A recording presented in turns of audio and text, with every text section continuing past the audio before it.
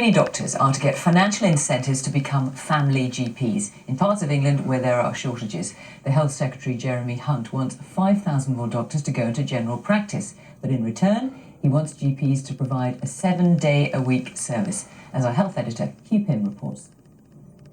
Rural Wiltshire, it all looks serene and nobody seems to be making too much noise about the state of general practice. At the surgery in the heart of the village, patients can get an appointment on the day if they want one. Yeah, you sound a bit croaky. A bit croaky, yes. So here, doctors feel strongly there's no need to open at weekends, whatever the government may call for.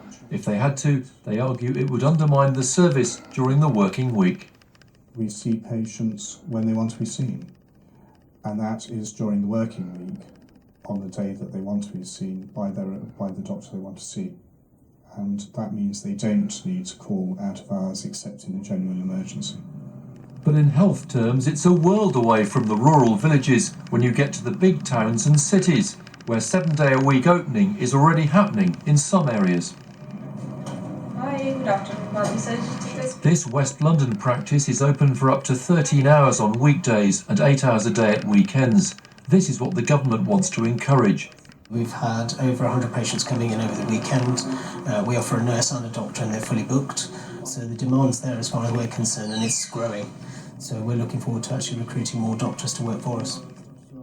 Patients like it and it helps take the pressure off hospitals.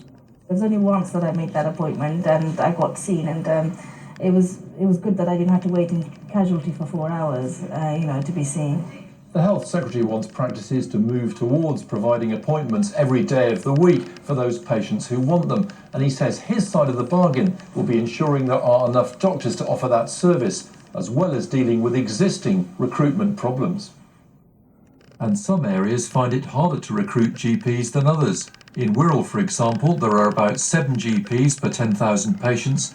In nearby Warrington, the number is fewer than 5. In London, Islington has about 7 GPs for every 10,000 patients, whereas Bexley has just 4. Jeremy Hunt's answer is financial incentives to encourage trainee doctors to choose general practice in areas which are struggling to fill vacancies. We need to make sure that we channel the new GPs that we recruit into the areas that need them the most. And that will need some incentives. Hello, collecting please, Joe. But the detail of how it'll be implemented isn't yet clear. Many GPs say with rising numbers of patients and a higher workload, action rather than words is needed right now. G.P.s, BBC News.